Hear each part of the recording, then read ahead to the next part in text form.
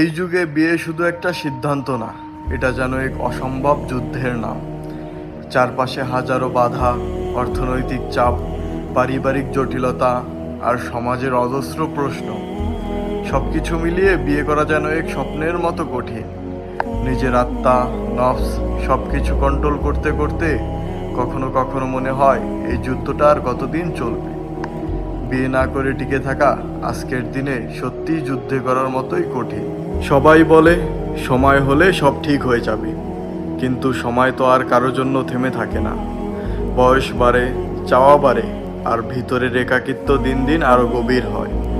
কখনো মনে হয় নিজের ইচ্ছাগুলোকে কবর দিয়ে শুধু সমাজের নিয়মে চলা, এটাই কি জীবন?